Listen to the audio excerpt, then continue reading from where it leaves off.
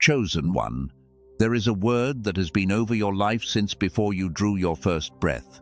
Not a wish, not a hope someone held for you, a word spoken with the full weight of divine authority, inscribed into the architecture of your days before your name was known to any living person. And that word is not a promise about what is coming. That word is a decree about what is already in motion.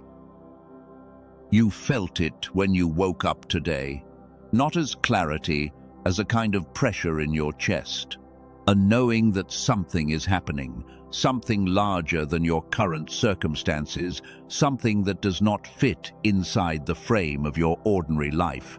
You tried to name it and it slipped away. You tried to explain it to someone close to you, and they looked at you with kind eyes and changed the subject. And yet, it remains. It persists. It does not leave. What if I told you that the pressure you are feeling is not anxiety? What if I told you it is not impatience or spiritual immaturity or a sign that something has gone wrong? What if I told you that what you are feeling right now, in this moment, is the vibration of a prophecy beginning to break the surface of your life? Chosen one, the title of this message is not poetic language. It is a report from the spiritual realm about what is happening to you right now, not what is coming. What is happening? The prophecy over your life is not a future event you are waiting for. It is a present reality unfolding beneath, around, and through the circumstances you are currently living. And today, before this message ends, I am going to show you exactly how to see it. If you know something shifted when you heard those words, type "The prophecy is now" in the comment below. Because this message was prepared for those who are awake enough to receive what is being released here today. The word prophecy carries weight that most people have learned to hold at arm's length. They associate it with dramatic declarations, with kings and tablets, with men in robes standing at thresholds speaking to multitudes. And so when they hear it applied to their own life, something in them pulls back. That does not belong to me, they think. That is for someone else. Someone with more clarity, more faith, more evidence of divine favor. But here is what the original language tells us. The Greek word used throughout the New Testament for prophecy is prophetes, and its root is not about the future at all. It is about speaking forth. It is about bringing into the open what already exists in the hidden realm. A prophecy is not a prediction. It is a revelation. It is the moment what God has already decreed is unveiled, named, and made visible in the natural world. Which means this: the prophecy over your life is not something God is still working out. It is something God already completed. You are not waiting for a decree to be written. You are watching a decree be executed. And the delay you have experienced, the silence, the circling, the feeling that something is just beyond reach, none of that means the prophecy has been postponed. It means the prophecy is doing exactly what prophecy does in the season before its full manifestation. It is deepening you. It is widening you. It is making room in you for what it carries. Chosen one, you did not end up here by random selection. Something moved you toward this message. Something in you recognized that what is being described belongs to your situation. That recognition is not sentiment. It is spiritual intelligence. The same intelligence that woke you up this morning with that pressure in your chest, that whisper beneath the noise of ordinary life, that unmistakable sense that something is about to break open. There is a particular kind of ache that belongs to people who carry prophecy. It is not the ache of someone who has given up. Those people no longer ache. It is not the ache of someone who doubts entirely. Those people have found a different numbness. This is a very specific ache. It is the ache of someone who believes, who has believed for a long time, who has prayed and waited and returned to the altar again and again, and who has begun to wonder not whether God is faithful, but whether they somehow missed the moment. Whether the window closed while they were looking in a different direction, whether the prophecy was meant for a version of them that no longer exists. If you have ever thought that, let me tell you what I know about that thought. It is not a sign of weak faith. It is a sign that you are carrying real prophecy. Because counterfeit chosen ones do not feel that ache. They feel impatience, which is different. They feel entitlement, which is different. But the ache of wondering whether you missed it, that belongs exclusively to people who have held something long enough and faithfully enough that the weight of it has become familiar. The first revelation of this message is this: you did not miss the window. The window is you. That is not a metaphor offered for comfort. That is a structural truth about how prophecy works. When God makes a prophetic decree, the decree is not attached to a moment in calendar time. It is attached to a person. When Isaiah said, "Before you were born, I set you apart," he was not speaking about a scheduled event. He was speaking about an identity. Before time tracked you, something was written into you. The decree does not expire with seasons. It does not expire with missed opportunities or wrong turns or years spent in preparation you did not understand. The decree is as alive today as it was on the day it was spoken over you, because the decree lives in you, not in a timeline external to you. The prophecy over your life is not something happening to you from outside. It is something happening through you from inside. The window is not a moment you might have missed. You are the window.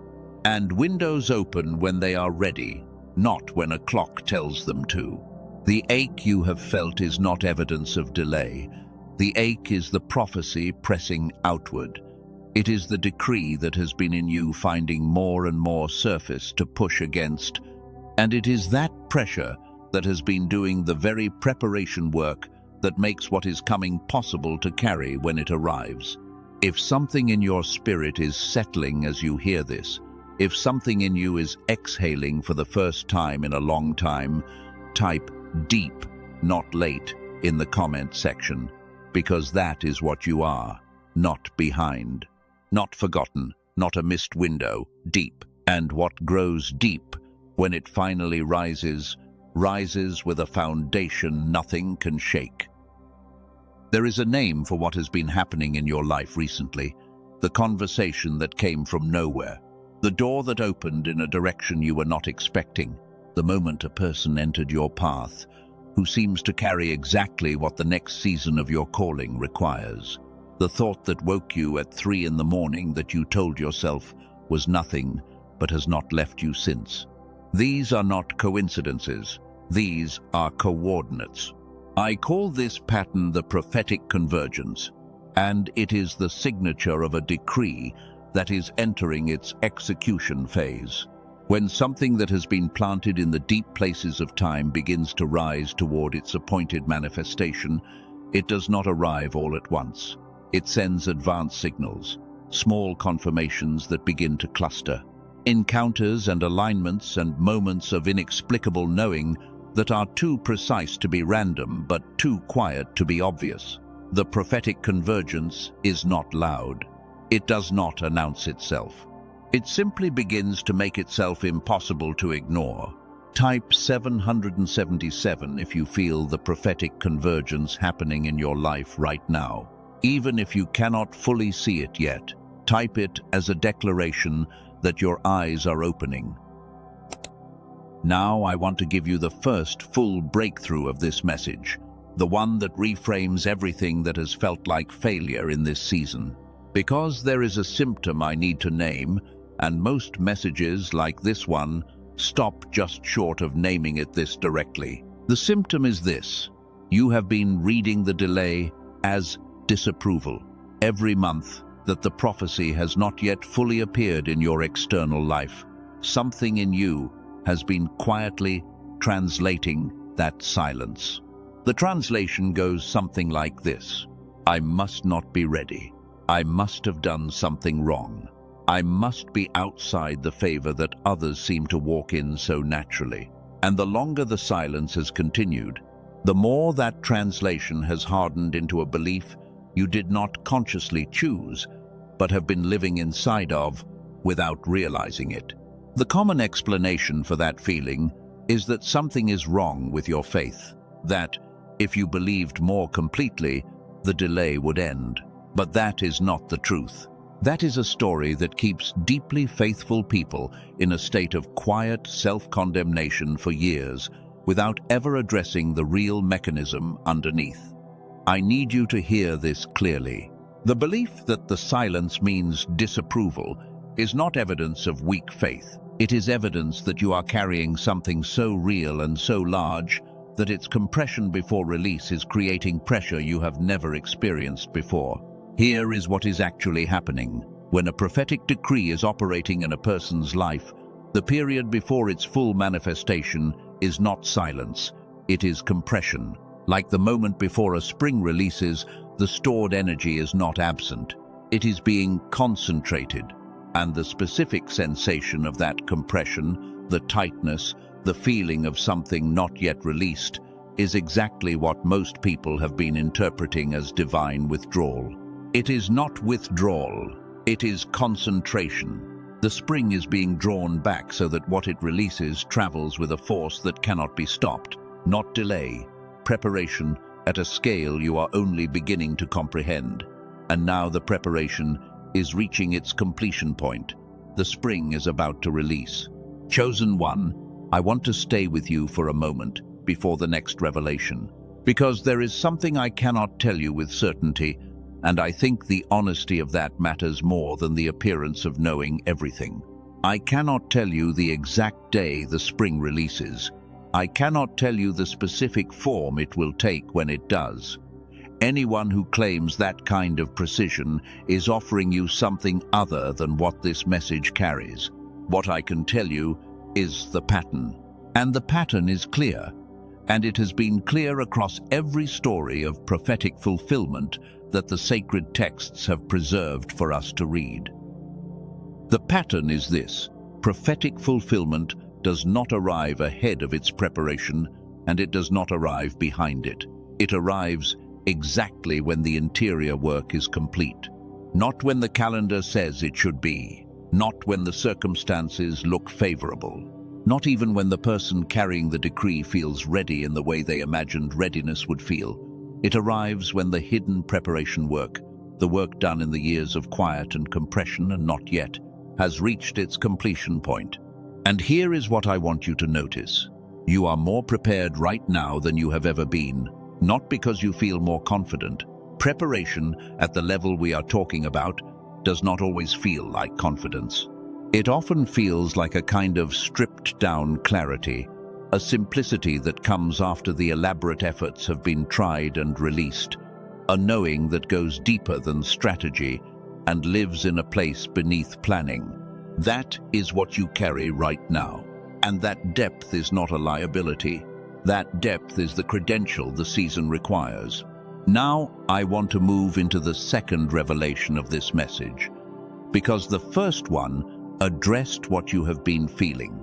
The second one addresses what you have been doing and why it has not been working the way you expected it to. And this one is going to require you to stay with me, because it touches something that most people in your position have never had named clearly.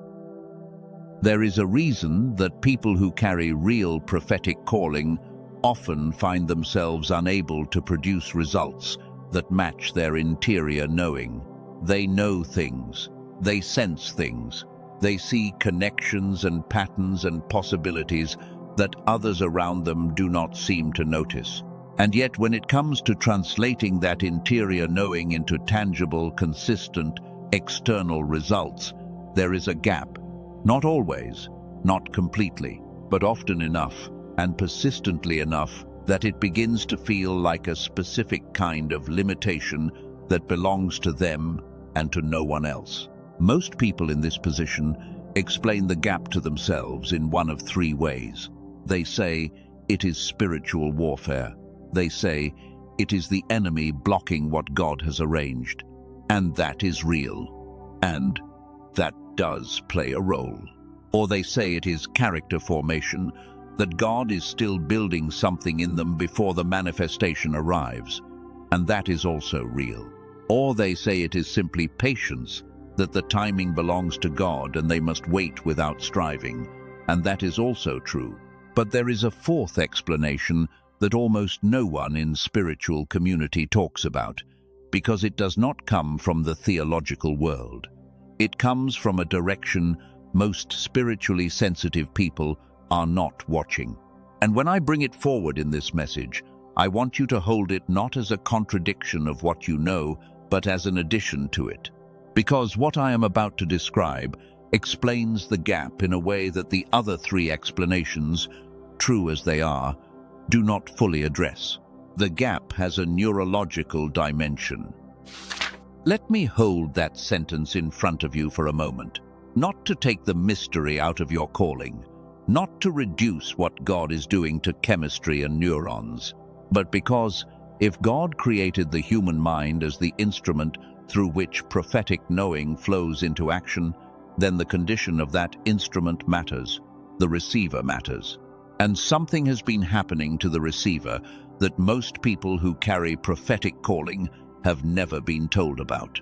Over the past several years, a small group of neuroscientists working in research laboratories discovered something about the way the human brain was designed to function that traces back to a Nobel Prize given in 1981. Something so fundamental and so consistently overlooked in the conversation about spiritual development that when people with prophetic sensitivity first hear about it, many of them say the same thing. I have felt this my entire life, and I finally have a name for what was missing. I am going to tell you what they found later in this message, but right now I want you to hold this question. What if the gap between what you know and what you can produce is not a spiritual deficiency? What if it is a condition of the receiver that has nothing to do with your faithfulness and everything to do with what the modern world has done to the human mind? What if what feels like a ceiling is actually a temporarily closed channel? And what if that channel is restorable? Hold that question. We are going to come back to it. But there is still more that the second revelation needs to give you first, because the gap I am describing is not just about output. It is about something deeper. The second breakthrough of this message is about the mechanism underneath the gap, and it starts with naming a specific symptom you will recognize immediately. You carry a knowing that arrives in ways you cannot always explain. Sometimes it is a dream. Sometimes it is a thought that arrives fully formed from a place you did not consciously access. Sometimes it is a sensation in your body, a weight in your chest, a warmth in your hands, a clarity that shows up in the moments between sleeping and waking when your deliberate mind has not yet taken over. That is the prophetic intelligence operating in you. That is real. That is not your imagination. But here is the symptom. The same knowing that arrives so clearly in those liminal moments becomes difficult to access when you are sitting at a desk trying to make a decision. The same intelligence that shows up in prayer seems harder to hear when you are in a conversation with someone whose opinion you are afraid of. The same clarity that visits you in solitude becomes foggy in the environment of ordinary responsibility.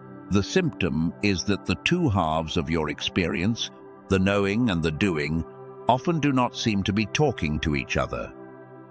Most people explain this to themselves by saying they are overthinking it, that they need to trust more, that fear is the culprit, and fear is real. But the mechanism underneath the overthinking, the actual structural reason why the intuitive right brain and the analytical left brain struggle to work in synchronized coordination for most adults, that mechanism has a specific address, and the address is not in the spirit. It is in the brain, not because the spirit is reducible to the brain, because the brain is the instrument through which the spirit operates in the physical world. When the instrument is out of sync with itself, the signal that comes through it is partial. And a partial signal from a whole knowing is precisely the experience of carrying prophetic intelligence that cannot fully translate into prophetic action. This is not a judgment on your spiritual maturity. It is a description of a condition that has been systematically induced by the pace and pattern of modern life, and it applies to nearly every adult walking the earth right now. The question is not whether it applies to you. The question is what to do about it, and that is exactly where this message is going. I want to make sure you receive the full weight of what I just described, because this is the second breakthrough beat of this message, and I do not want it to pass through you too quickly. For years, you have had an explanation for the gap. The explanation was about you, about something missing in your character, your faith, your worthiness, your readiness. And that explanation, however quietly it operated, was costing you something. It was costing you your confidence in the legitimacy of what you carry. It was costing you the settled authority that should belong to someone who has been chosen before they were formed. It was taking the ache of the waiting and adding a layer of self-blame to it that was never warranted. The mechanism underneath the gap is not a character flaw. It is a neurological condition, induced from outside, restorable from within. And once you understand it, the entire story of the gap rewrites itself. The years of strain between knowing and doing were not evidence of inadequacy. They were evidence of an instrument operating under conditions it was never designed to sustain. And you were faithful anyway. You kept believing anyway. You kept showing up anyway. That faithfulness, sustained through the condition without knowing the cause, is the very thing that qualifies you for what comes next. Type "restored in mind and spirit" in the comments if that landed in you the way I believe it was supposed to, because that is not just a phrase. That is a declaration of what is already in progress for you. If that is the voice operating in you right now, I want you to know that I hear it, and I am not going to argue with it. The experiences that created that voice were real. The hope that rose and then felt like it collapsed was real. The choice to be more careful this time is not faithlessness. It is a reasonable response to a pattern. And I want to say something that most messages never say to the person who has been around long enough to be tired. I am not asking you to feel hope right now. I am asking you to stay curious. Hope can come later. Curiosity is enough to continue. Stay with me, not because you feel the breakthrough arriving, but because the information in this message is real, and it belongs to you, and you deserve to receive it in full before you decide what to do with it. The third revelation of this message is the one that most messages about prophetic calling never reach. They give you the what, the identity piece. You are chosen, you carry purpose, the season is shifting. And those things are real, and they matter, but they stop before the how. They leave you with the awareness of the calling without the practical architecture of how prophetic awareness actually translates into a life that moves. That gap between awareness and movement is precisely what we are addressing right now. Let me give you a specific scene. I know what some of you do when the morning comes. You sit in prayer, or you sit in the stillness before the day begins, and in that space you touch something real. A clarity, a sense of direction, a knowing about what this season requires of you. You feel it clearly enough in that moment that you believe today is the day something will shift. Then the day begins. The emails arrive, the conversations happen, the responsibilities accumulate. The momentum of ordinary life picks up pace. And by mid-morning, the clarity you touched at 6 in the morning has receded, not because you forgot it, because the access to it The ability to stay in that clear knowing while simultaneously navigating the demands of your life, that access seems to close as the day increases in noise. And by evening you are managing rather than moving. And the clarity that felt so close in the morning is somewhere you cannot quite find. That scene is not a description of insufficient devotion. It is a description of an instrument operating without its full design capacity. And this is where the third revelation lands. You were designed to carry the knowing into the doing. The prophetic intelligence that visits you in the quiet was never meant to be a private experience that the ordinary day erases. It was meant to be a continuous current that runs beneath every decision, every conversation, every act of creation. The interruption between the knowing and the doing is not the natural order. It is a disruption of the natural order, and the disruption has a specific cause. The human brain, as it was designed and as it functions at its peak, operates with both hemispheres working in synchronized coordination. This is not a metaphor. This is a measurable, observable neurological state. When the two hemispheres are in synchronization, the intuitive, pattern recognition, creative intelligence of the right hemisphere and the analytical, sequential, action-executing intelligence of the left hemisphere work as one system, not taking turns, not competing for dominance, working together as the unified instrument they were created to be. In that synchronized state, the knowing and the doing are not separate experiences. The clarity that arrives in the quiet moment does not evaporate when the day begins, because the channel between the intuitive and the analytical remains open. The prophetic intelligence does not have to wait for silence to be heard. It runs continuously beneath the surface of action, informing it, directing it, making visible the patterns and openings that a partially synchronized brain misses entirely. This is the state that people describe when they say they are in flow. It is the state that artists and athletes and leaders at their peak describe as a felt sense of effortlessness, of decisions arriving before the deliberate mind has to search for them. It is what spiritual traditions across history have pointed toward with language like anointing and divine intuition and walking in the Spirit. The language is different. The mechanism is the same. And here is what most people who carry prophetic intelligence have never been told. The synchronized state is not a spiritual achievement reserved for those who have prayed longest or believed most completely. It is the default design of the human brain. Children operate in it naturally. 98% of children, when tested for the kind of integrated, creative, intuitive intelligence that whole brain synchronization produces, score at genius level. The same test applied to adults finds that fewer than 1 in 1,000 maintain that synchronized state consistently. That is not a spiritual statistic. That is a neurological statistic. And the cause is not a failure of devotion. The cause is the sustained, cumulative effect of the kind of single hemisphere dominance that modern life systematically rewards. The analytical, sequential, output-oriented demands of adult life gradually train the left hemisphere to dominate, and the whole brain synchronization that was the default state of childhood becomes increasingly rare and increasingly difficult to access.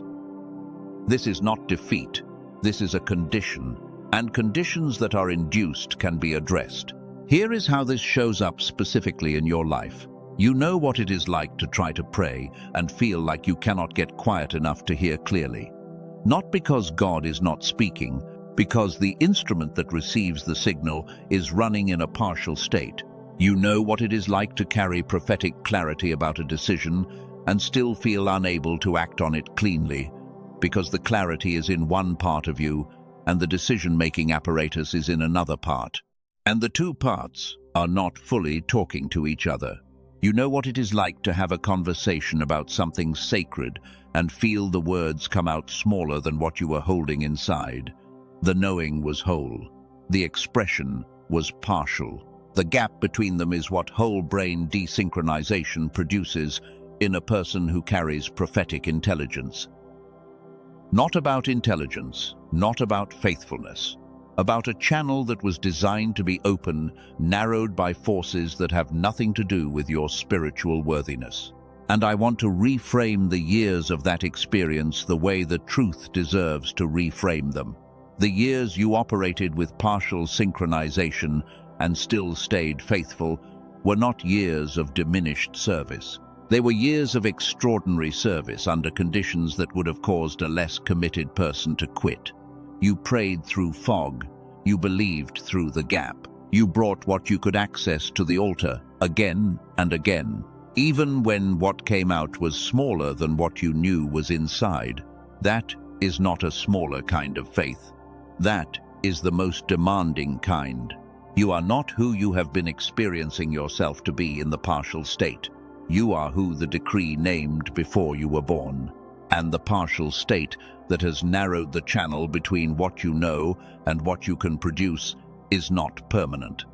It is not your identity. It is a condition of the instrument. And this message is moving toward showing you exactly what to do about it. Type "receiver restored" in the comments if you are ready for your mind and your spirit to stop operating in competition and start working as one. That is you. That is precisely and specifically you.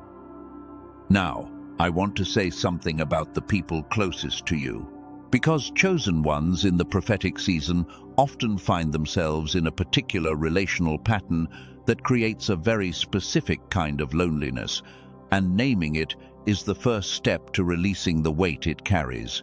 The people who love you most have a version of you in their minds, and that version, however lovingly held, is built from what they have observed in the external world. It is built from what has been visible above the soil, what is happening underground, in the root system, in the prophetic architecture that has been under construction for years in the hidden place, that is not visible to people who only see fruit. And people who love you but only see fruit cannot be expected to report accurately on the size and quality of the root system they have never seen. This creates a gap between who you are and who the people around you believe you to be. Not because they mean you harm, because they only have access to the external evidence, and the external evidence in a compression season is never the complete picture. The danger is not their limited vision. The danger is that you have been tempted, perhaps for years, to wear their frame of you over the divine frame that was established before any of them had the chance to speak. To let the size of their vision become the measure of your actual size. You are not the version of yourself that the people who cannot yet see the root system have defined. You are the version that was spoken before any of them knew your name. That is not arrogance. That is faithfulness to the decree. And holding that distinction quietly, without needing to argue it or prove it, is one of the most important acts of spiritual stewardship you can perform in this season. There is one more thing the third revelation gives you, and it is this. What is about to change in your life will not look the way you have imagined it. This is not a warning. This is liberation. The prophetic decree that has been over your life carries a shape that was determined before your imagination had the opportunity to define it. And your imagination, shaped by the experiences and frameworks of the world you have been living in, has been drawing a picture of fulfillment that is smaller and more familiar than what the decree actually contains. God does not fulfill prophetic decrees within the limits of the imagination of the person carrying them. God fulfills them within the limits of the love that designed them, and that love has no obligation to stay inside your categories. Expect something you did not plan for. Expect a form you would not have requested, but that, when it arrives, you will recognize immediately as more perfectly suited to who you actually are than anything you would have asked for. The prophetic convergence is not delivering what you imagined. It is delivering what was decreed, and the decreed is always greater. Type "greater than I imagined" in the comments as a declaration that you are willing to receive the version that God designed, rather than the version your circumstances have suggested is possible. Now I want to close the loop that has been opened since the beginning of this message, because early in this conversation I told you that there was something discovered in research laboratories that explains the gap between what you know and what you can produce, something traced back to a Nobel Prize, something so fundamental that it changes the entire frame of the limitation you have been carrying. I told you I would come back to it. The reason I waited until now is that the solution only becomes useful once you understand the full shape of the problem it addresses. You now understand the shape. What you now know that you did not know at the start of this message is this: the gap between your prophetic knowing and your capacity to move from that knowing into consistent, visible results is not a spiritual deficiency. It is a neurological condition that has been systematically induced by the pace and pattern of modern life, and it is restorable. The whole brain synchronization that was the default design of your mind in childhood, the state in which the intuitive and the analytical work as one unified system, has been narrowed but not eliminated. It has been suppressed but not destroyed. And because it was suppressed by external conditions rather than by permanent damage, it can be restored by addressing those same conditions directly. But here is what most messages stop before saying. Knowing this does not automatically restore the synchronization. Insight about the condition is not the same as addressing the condition. And this is the point at which the intellectual understanding needs to meet a practical pathway. Because what God has arranged in your external world is already in motion. What has been decreed is already executing. The provision is already in place. The question is the condition of the receiver at the moment of arrival, and the question has a specific answer. There is a name for the experience that some of you have been carrying for the last several years. I call it the prophetic static. It is what happens when someone is tuned to the right frequency, receiving the right signal, but the receiver itself is running below its designed capacity. The signal is there, the knowing is there, the intelligence is there, but the translation of that intelligence into clear, consistent, actionable clarity is disrupted by the static that whole brain desynchronization creates. You are not missing the signal. The receiver has been compromised. And a compromised receiver, even in the presence of the strongest signal in the universe, produces an experience of strain and uncertainty and the exhausting gap between what is known and what can be done with what is known. You have been operating in prophetic static, not because of what you lacked, because of what was taken. That is not who you are required to stay. Now I want to tell you about two people. Their stories are not mine to tell in full detail, so I will protect the specifics while honoring the substance. The first is a woman from California who spent 10 years in what she described as sincere faith practice, prayer, journaling, community, every tool her tradition offered, and she kept arriving at the same experience. She believed the words of the promise. She could not feel the reality behind them in her body, in the lived texture of her days. She described it as trying to receive with a channel that kept closing. After she encountered what I am about to describe, she said something shifted that she had stopped believing was shiftable. A channel she had accepted as permanently narrowed opened, not because she tried harder, because the receiver was repaired. The second is a man from Texas who had spent years holding things together for everyone around him, while his own interior life became thin and distant. Prayer had started to feel like speaking into a wall. He knew the frequency was right. but the receiver was off. 2 weeks after he began what I am about to describe, he woke up and reported that his mind was running on what it was supposed to run on. The fog that had been so consistent, he stopped registering it as fog was gone. And within the same month, decisions that had been unclear for years became obvious. Not because his circumstances changed, because the instrument processing those circumstances was restored to its designed function. That is because of what the team I am about to describe discovered.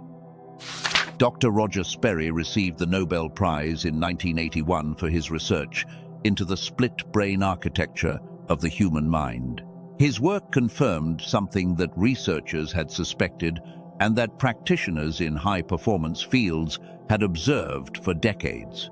The two hemispheres of the brain are designed not for separation, but for synchronization.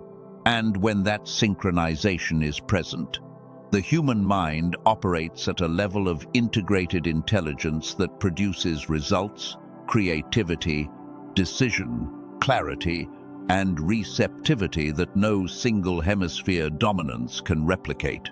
This was not a peripheral finding. This was foundational enough that it earned the highest recognition in science. Building on that foundational research, a team of neuroscientists led by Dr. Daniel Barone in New York spent years doing something specific. They took the principles of clinical neural sync technology, the kind of whole brain activation protocol used in specialized medical settings, and through an intensive compression and refinement process, they built a way to deliver its core mechanism in 8 minutes. 8 minutes a day, headphones, eyes closed. That is the entirety of the physical requirement. They call it the genius switch. The genius switch is not a brainwave product, not a meditation app, not a sound frequency, designed to put you in a particular mood.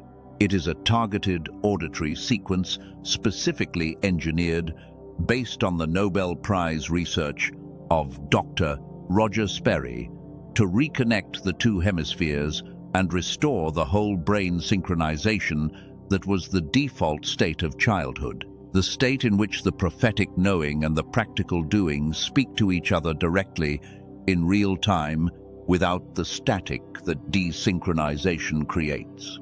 It is not for everyone. It is for the chosen one who understands that God prepared not only the promise, but the mind that must walk into it.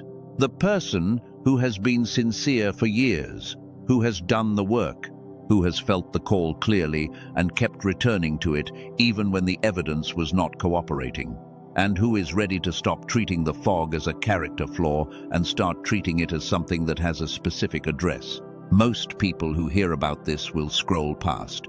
They have accepted the reduced version of their mind as permanent. You are still here. That is not coincidence. That is the specific kind of persistence that belongs to the person this was built for. In terms of what this costs, Dr. Barone and his colleagues described it as incredible value even at $500.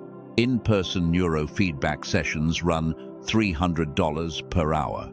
Home neurofeedback machines cost $7,000 or more. The Genius Switch is not priced at $500, not at $200, not at $100.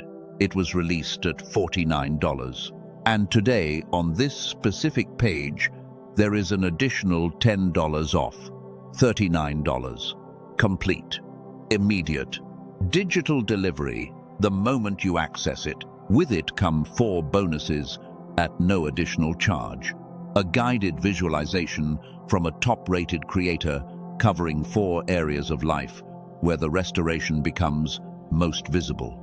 A grocery guide that identifies the 10 foods most consistently linked to the brain fog that narrows synchronization, plus practical alternatives available at the stores you already use. A manifestation text that is over 100 years old and remains the foundational source that modern techniques draw from. And a printable 5 habits guide designed to be placed where you can see it daily. All of it backed by an unconditional money-back guarantee. Listen once. Listen 80 times. If what has been done for 18,000 people does not happen for you, every dollar is returned. No conditions. No argument. No risk. If you search online for anything that sounds similar, you will find imitations. Dr. Barone and his team studied them. The mechanism is what makes the difference, and the mechanism only exists in what his team built. The direct page is the only verified source. The link in the description and in the pinned comment below is where it is accessed, not anywhere else. If your spirit resonates with what has been described, the path is in the description below and in the pinned comment. You can read everything on their page before making any decision. Every detail is clearly laid out. The tool does not replace what God is doing. It does not pray for you. It does not believe for you. It does not close the gap on your behalf. What God is doing in you is not conditional on any tool, but a tool that restores the receiver, gives what God is doing more of what it was designed to land in. And the chosen one, who has been faithful in the fog, deserves to meet what is coming with the full instrument. Not the compressed version, the designed version. Now let me bring forward one more vision before we enter the final movement of this message. I want you to see something specific, not as a fantasy, as a preview. Imagine 6 months from today. You are sitting somewhere quiet, early in the morning, in the same way you have sat in hundreds of mornings before this one. But something is different. The quality of the quiet is different. It is not effortful. You are not straining to get still. The still is already there, underneath, like a ground note that does not have to be searched for because it has become the natural frequency you operate from.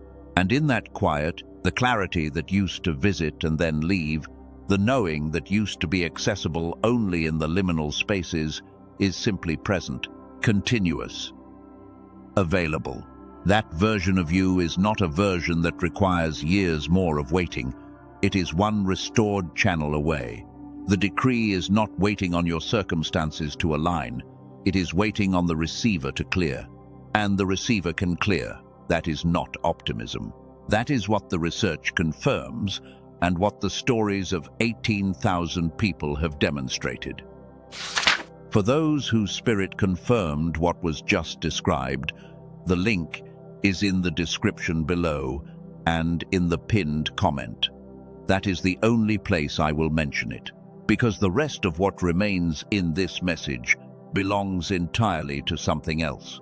It belongs to who you are becoming and what is being completed in you, and what the God who decreed your life before the foundations were set is doing in this exact season, with you exactly as you are. Now I want to give you the fourth and final breakthrough of this message, the one that closes the circle on everything we have been building toward, because we have talked about what the prophecy is. We have talked about what has been blocking its full expression. We have talked about the mechanism underneath the gap. But there is one more thing that needs to be named, and it is the most important thing of all. It is about what you have been doing with the prophecy while you waited. The symptom is this. At some point in the last few years, in the middle of the waiting and the compression and the fog, you made a decision you did not fully know you were making. You decided to stop expecting the decree at its full size, not to abandon it, not to disbelieve it, but to quietly reduce it to a scale that felt survivable given the evidence you had been accumulating. You told yourself you were being realistic. You told yourself you were releasing the outcome into God, released into divine hands, but what was actually happening was smaller than that and more painful than that. You were editing the decree so it would not hurt as much if it arrived smaller than you had originally believed. That is not a failure of faith. That is a survival mechanism. That is what a human being does when they have been holding something at full intensity for a long time without visible confirmation. They begin to manage the expectation so the weight of it does not crush them. But here is what the editing costs. When you reduce the decree to a survivable size, you do not only reduce the potential outcome, you reduce the quality of the receptivity. The decree was designed to be carried at full capacity. Held at partial capacity, it cannot fully execute, not because God withdraws it, because the degree of openness with which you are holding space for it determines the dimensions of the space it has to move into. You cannot receive a full decree in a container sized for half a decree. This is the hidden mechanism I call the decree compression, and I want to show you exactly how to undo it. The decree compression is undone not by forcing yourself to feel more hope than you genuinely feel. It is undone by a specific act of interior permission. The permission sounds like this: I give myself full permission to receive the full version of what was spoken over my life. Not the edited version, not the managed version. The full, original, uncompressed version that God decreed before the circumstances of my life had any opportunity to reduce it. That permission is not recklessness, it is faithfulness. It is returning the decree to its original dimensions. And when the decree is held at its full size, the space it creates in you for the fulfillment becomes the exact space that the fulfillment is designed to enter. But you do not have to manage it anymore. You do not have to hold it at the reduced size to make it survivable, because now you understand the mechanism. You know what the waiting was for. You know what the compression was building. And you know that the condition of the receiver that has been creating the gap between the knowing and the doing can be addressed directly, which means the reason for the edited version of the decree, the reason you reduced it to protect yourself, that reason no longer applies. The full version is what you were always meant to carry. Return to it now. Let me give you a specific practical path for this, not as a formula, as an invitation. In the next 24 hours, I want you to find a quiet moment and do one thing. Write down the original version of the decree, not the edited version you have been living with. Not the reduced version that felt survivable. The version you held before the years of waiting began to compact it. If you cannot remember it because it has been so long, do not worry. Ask for it again. Sit in the quiet and ask God to restore the full dimensions of what was spoken over you before the world had a chance to compress it, and then hold it at full size, without editing it for the sake of feeling less exposed. That is the agency the decree compression asks you to reclaim, not a grand public declaration. A private act of returning the decree to its original dimensions and deciding to hold it there. That small interior shift is one of the most consequential things you can do in this season, because when you hold the full decree begins to organize everything around it at a different scale. It begins to make visible the coordinates of the prophetic convergence that the compressed version was too small to register. Type "I claim the full version" in the comments if you are ready to return the decree to its original dimensions today, because that declaration is not just a comment. That is a spiritual act of repossession. That is you reaching back to what was spoken before the compression and saying, "This belongs to me, all of it, at full size, right now." Now, I want to walk you into a guided moment before the closing of this message. A moment that is not about information, a moment that is about experience, because the information has been given. What remains is for the information to become something you have felt in your body, not just understood in your mind. I want you, if you are able, to close your eyes for a moment. If you cannot close your eyes right now, simply soften your gaze. Take one slow breath in and release it without forcing anything. Bring your attention to the area of your chest, not analyzing it, not trying to feel something specific, just noticing what is already there. And see if you can find, underneath the noise and the history and the weight of everything that has been carried, a quiet signal, a still, small note that has never left. Not in the longest seasons of silence, not in the most discouraged moments, not in the days when you were closest to giving up. A signal that has been there the whole time. Patient, consistent, waiting for exactly this moment. That signal is not your imagination. That is the decree. That is what was spoken before the foundation and has been residing in you faithfully through every season without requiring your maintenance, without dimming when your faith dimmed, without shrinking when you were too tired to hold it at full size. It has been there, in you, the whole time, constant, faithful, yours. Let the gap close, in your imagination, just for this moment. Let the two versions of you stand at the same address. Present you with everything you have carried. Future you with everything the decree has always contained. They are the same person, different points on the same line, and the line is moving. Take a final breath, open your eyes, and know that what you just experienced in the imagination is not wishful thinking. It is prophetic rehearsal. When you see the fulfilled version, you are not generating a hope. You are seeing something that has already been decreed. And what has been decreed does not require your imagination to be authorized. It was authorized before you knew how to imagine. Chosen one, we are approaching the closing of this message. And before I seal what has been given here today, I want to tell you something I need you to hear clearly.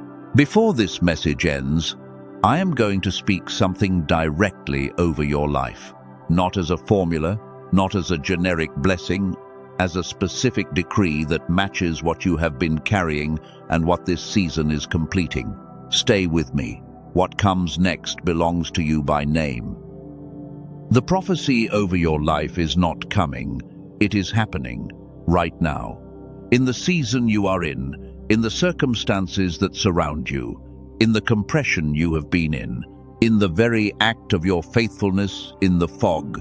All of it has been the prophecy executing itself, not failing to arrive, but arriving in stages, preparing the ground, building the container, timing the release, and the release is near.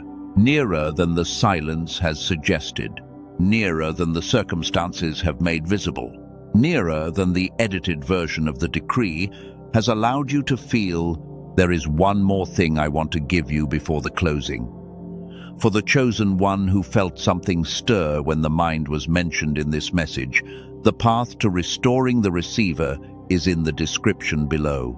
One small step taken from a clear mind has redirected entire seasons. That is the only place I will point you. The rest of what remains belongs entirely to the decree. Stand with me now for what comes next. Chosen one, I want you to take a moment and simply be present to the weight of what you have been faithful with, not reviewing it with a critical eye, not measuring it against a standard of what you should have done more of or done better, just acknowledging it. You held something real for a long time in conditions that were harder than anyone outside of you knows. You prayed when prayer felt empty. You believed when the evidence was thin.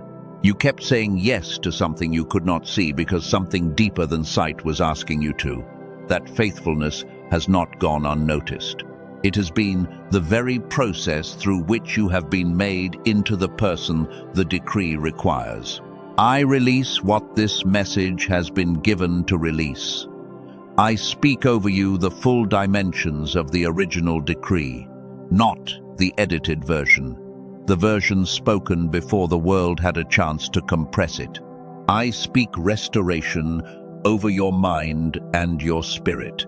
I speak a synchronization between the knowing and the doing that does not require silence to function. I release the decree compression and return the original dimensions to your hands today. You are the chosen one who prayed in the dark, who believed in the silence, who returned when returning was the hardest option. The spring is releasing now. If you receive this, type "I am the chosen one" in the comments as your declaration. Let that be the full-sized version of yourself claiming the full-sized decree. It is sealed. It is done, and so it is.